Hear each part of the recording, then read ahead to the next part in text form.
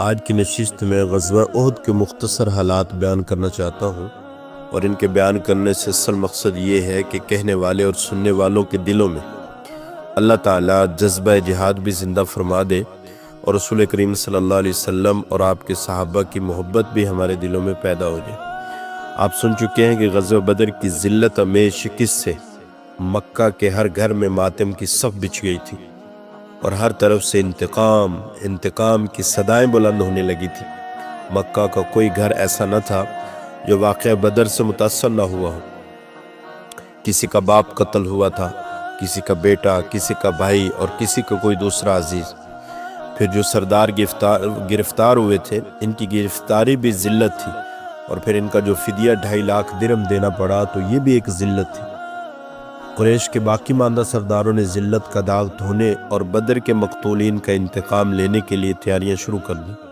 چنانچہ 1 سال کی تگ و دو کے بعد انہوں نے 3000 کا لشکر تیار کر لیا، جس میں 3000 اونٹ، 200 گھوڑے اور 700 زرہ پوش سپاہی تھے۔ ابو سفیان کو اس لشکر کا سپہ سالار مقرر کیا گیا۔ حضرت عباس رضی اللہ تعالی نے ایک خفیہ خط کے ذریعے حضور اکرم صلی اللہ علیہ وسلم کو قریش کی خفیہ تیاریوں کی اطلاع دے دی۔ بعد میں دوسرے ذرائع سے بھی لشکر قریش کے مدینہ کی جانب روانگی کی تصدیق ہو گئی۔ حضور اکرم صلی اللہ علیہ وسلم نے اپنی عادت کے مطابق صحابہ سے مشورہ کیا اور ان کی رائے معلوم کی۔ بعض کی رائے یہ تھی کہ مدینہ ہی میں رہتے ہوئے دفاع کیا جائے، جبکہ پرجوش صحابہ کی رائے تھی کہ مدینہ میں رہ کر مدافعت کو دشمن ہماری بزدلی سمجھے گا، اور لہذا مدینہ سے باہر نکل کر اس کا مقابلہ کیا جائے۔ بالآخر نبی اکرم صلی اللہ علیہ وسلم نے مدینہ سے باہر نکل کر ہی دشمن سے پنجہ آزمائی کا فیصلہ کیا، اور آپ 1000 صحابہ کے ساتھ مدینہ سے نکلے، لیکن ابھی کچھ دور ہی گئے تھے کہ رئیس المنافقین عبداللہ بن ابی اپنے 300 ساتھیوں کے ساتھ واپس چلا گیا۔ اس نے کہا، یہ جنگ نہیں ہے، اگر ہم اس جنگ سمتے تو تمہارا ساتھ دیتے۔ دوستو، ہم دیکھتے ہیں کہ کوئی بہترین خطیب ہوتا ہے لیکن تدریس نہیں کر سکتا، کوئی تدریس کر سکتا ہے تو تقریر نہیں کر سکتا۔ ایک شخص بڑا ذاکر، شاغل اور صوفی صافی ہوتا ہے لیکن تجارت کے لیے بے بھی نہیں جانتا۔ دوسرا بڑا ماہر تاجر ہوتا ہے لیکن اسے ذکر و شغل سے کوئی واسطہ نہیں ہوتا۔ ایک شخص بڑا تجربہ کار، حکیم اور طبیب ہوتا ہے لیکن حربی معاملات میں بالکل کورا ہوتا ہے۔ دوسرا حربی امور کا ماہر ہوتا ہے لیکن طب کی دنیا کی اسے کوئی خبر نہیں ہوتی۔ لیکن میرے آقا حضرت محمد الرسول اللہ صلی اللہ علیہ وسلم بیک وقت بہترین خطیب بھی تھے، اعلیٰ درجے کے مزکی اور مربی بھی تھے، تجربہ کار تاجر بھی تھے، بے مثال حکیم اور طبیب بھی تھے، اور ساتھ ہی ساتھ ایک عالی دماغ سپہ سالار بھی تھے۔ وہ لوگ جنہوں نے دنیا کے اعلیٰ یونیورسٹیوں میں تعلیم حاصل کی اور جن کی ساری زندگی جنگی معاملات میں بحث و تحقیق کرتے گزر گئی، اور جنہوں نے دنیا بھر کی جنگجوؤں اور سپہ سالاروں کے حالات کا بڑی دقت نظر سے مطالعہ کیا ہے، وہ جب حضور اکرم صلی اللہ علیہ وسلم کے زمانے کی جنگوں اور ان میں آپ کی دفاعی اور اقدامی تدابیر کا گہری نظر سے جائزہ لیتے ہیں تو سر پکڑ کر بیٹھ جاتے ہیں کہ مکہ کی وادی میں بکریاں چرانے والا امی نبی نے یہ جنگی چالیں کہاں سے سیکھی، اور ان میں سے جو لوگ تعصب سے پاک ہوتے ہیں وہ اگرچہ کافری کیوں نہ ہو، وہ بھی یہ تسلیم کرنے پر مجبور ہو جاتے ہیں کہ حضرت محمد صلی اللہ علیہ وسلم دنیا کے بہترین سپہ سالاروں میں سے تھے۔ غزوہ احد کو لیجیے، آپ نے تیزی سے پیش قدمی کرتے ہوئے اہم مورچوں پر قبضہ کر لیا اور صف بندی اس طرح کی کہ کم نفری سے زیادہ فائدہ اٹھایا جائے۔ آپ نے 50 تیر اندازوں کو جبل عینین پر متعین کر دیا کہ تاکہ پیچھے سے حملہ کا کوئی خطرہ نہ رہے۔ حضرت عبداللہ بن جبیر رضی اللہ تعالیٰ کو ان کا امیر مقرر فرمایا اور انہیں تاکید کر دی کہ ہمیں فتح ہو یا شکست، تم کسی صورت بھی یہاں سے نہ ہٹنا۔ دوستو، سن 3 ہجری اور شوال کی 7 تاریخ تھی، عیسوی سال 625، اور مارچ کی 23 تاریخ اور ہفتے کا دن تھا۔ سورج طلوع ہونے کے ساتھ ہی لڑائی شروع ہو گئی اور موحد اور مشرک ایک دوسرے سے ٹکرا گئے۔ ایک طرف اول حبل کے نعرے تھے اور دوسری طرف یا حی یا قیوم اور اللہ اکبر کی تکبیریں تھیں۔ ایک جانب امیر حمزہ تھے، ابو دجانہ تھے، علی بن ابی طالب رضی اللہ تعالیٰ عنہ، سعد بن ابی وقاص، ابو عبیدہ بن الجراح، عکاشہ بن محصن تھے، زبیر بن عوام اور مصعب بن عمیر تھے۔ دوسری جانب دوستو خالد بن ولید، عمر بن عاص، ابو سفیان، سفیان بن امیہ تھے۔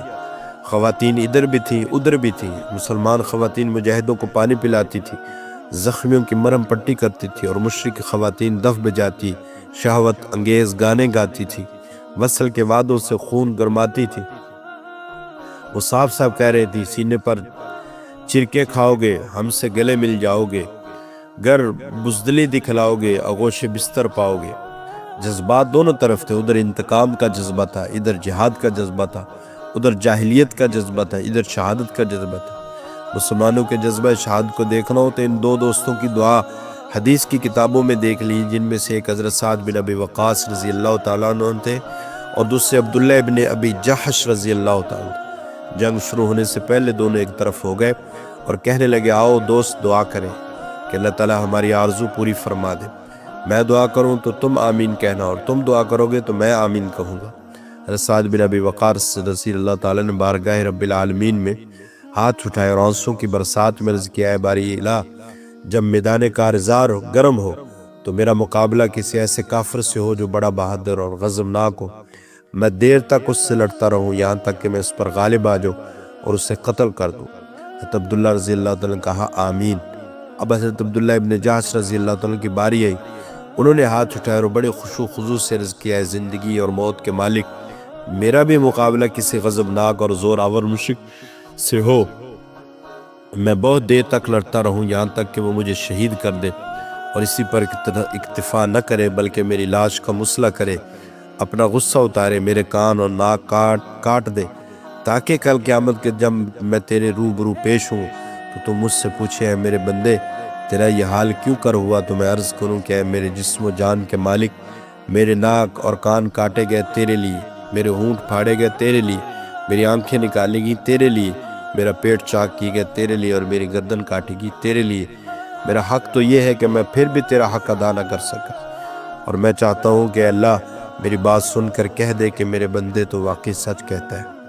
حضرت سعد بن ابی وقاص رضی اللہ عنہ کہتے ہیں کہ جب ختم ہوئی تو میں نے دیکھا کہ میرے دوست کی دعا قبول ہو چکی، اس کے مسلح شدہ لاش ہمارے سامنے تھی، اس لیے ان کا نام ہی مشہور ہو گیا، یعنی ایسا شخص جس کے کان اور ناک اللہ کی راہ میں کاٹے گئے۔ دوستو یہ جذبات صرف سعد بن وقاص اور حضرت عبداللہ بن جحش رضی اللہ تعالیٰ کے نہ تھے، بلکہ یہاں تو جو بھی تھا وہ شہادت کا متوالا اور ایمانی جذبہ سے سرشار تھا۔ وہ ہماری طرح مجاور نہیں، مجاہد تھے، موت سے خوف زدہ نہیں، موت سے آنکھیں لڑانے والے تھے، باتوں کے کھلاڑی نہیں، عمل کے بادشاہ تھے، جانیں ہتھیلے پر لیے پھرتے تھے۔ رسول اللہ صلی اللہ علیہ وسلم نے اپنی تلوار ہاتھ میں لہراتے ہوئے فرمایا، کون ہے جو اسے لے اور اس کا حق ادا کرے؟ تب ابو دجانہ نے پوچھا، یا رسول اللہ اس کا حق کیا ہے؟ آپ نے فرمایا، دشمن کے منہ پر مارو، کوئی کافر بچنے نہ پائے اور کوئی مسلمان اس سے مارا نہ جائے۔ انہوں نے عرض کیا کہ اس کا حق میں ادا کروں گا، اور پھر واقعی انہوں نے اس تلوار کا حق ادا کر دیا۔ حضرت علی اور حضرت حمزہ رضی اللہ تعالیٰ کا کوئی جواب ہی نہ تھا، وہ جدھر بھی نکل جاتے صفوں کی درم برم کر دیتے۔ حضرت حمزہ رضی اللہ تعالیٰ پر وحشی نے چھپ کر حملہ کیا، اس کا مارا ہوا نیزہ ان کی ناک سے پار نکل گیا۔ اب شہید ہو گئے تو ہندہ نے ناچ کا مسئلہ کیا، کان اور ہونٹ کاٹ دی اور دوستو آنکھیں نکال لی اور ان اعضاء کا ہار بنا لیا۔ غرض ہے کہ ہر مسلمان شہادت کا متوالا اور ایمانی جذبات سے سرشار تھا، اور ایسی سرشاری اور شجاعت کا نتیجہ تھا کہ مشرک میدان جنگ سے بھاگ کھڑے ہوئے۔ ان کے عورتیں اور مردوں کو غیرت دلانے کے لیے ساتھ آئی تھی، وہ بھی پائنچے اٹھا کر بھاگتی نظر آ رہی تھی۔ یوں محسوس ہوا کہ لڑائی ختم ہوگی اور دشمن میدان سے منہ پھیر گیا، لیکن حقیقت میں یہ دشمن کی ایک چال تھی، ایسی چال جس نے جنگ کا پاسا پلٹ کر رکھ دیا۔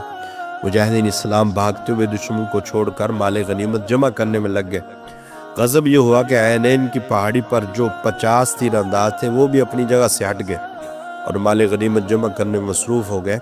ان کے امیر حضرت عبداللہ بن جبیر رضی اللہ تعالیٰ عنہ نے انہیں حضور اکرم صلی اللہ علیہ وسلم کی تاکید اور قول و قرار یاد کراتے رہ گئے، مگر ان پر کچھ اثر نہ ہوا۔ خالد بن ولید نے جو اس وقت حضرت خالد نہ بنے تھے، وہ موقع کی طاق میں تھے جب انہوں نے پہاڑی چوٹی کو خالی دیکھا تو چکر کاٹ کر پیچھے سے زوردار حملہ کر دیا۔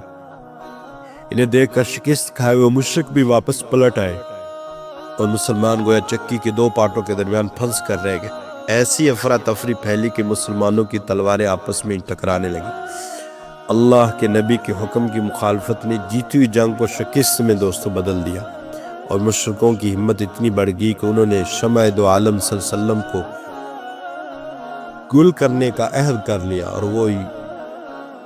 اور وہ شور کرتے ہوئے رسول اکرم صلی اللہ علیہ وسلم تک پہنچنے میں کامیاب ہو گئے۔ اس وقت آپ کا ایک پتھر آ کے لگا جس سے نیچے کے دوستوں دونوں دندان مبارک شہید ہوئے اور ہونٹ کٹ گیا۔ ایک پتھر سر پر لگا جس سے پیشانی لہلوان کر دی۔ آپ چہرہ اقدس سے خون پوچھتے جاتے تھے اور فرماتے تھے وہ قوم کیسے کامیاب ہو سکتی جس نے اپنے نبی کے چہرے کو خون سے تر کر دیا، جو ان کو ان کے رب کی طرف بلاتا تھا۔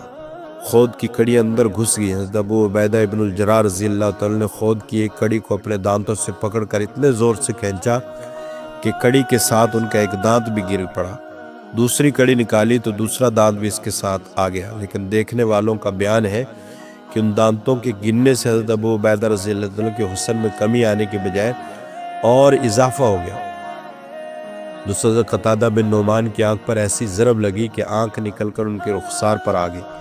رسول اللہ صلی اللہ علیہ وسلم نے اپنے مبارک ہاتھوں سے اسے جگہ کر دیا، اور وہ آنکھ ایسی ہو گئی کہ اس کی بصارت پہلی آنکھ سے بھی زیادہ تیز ہو گئی۔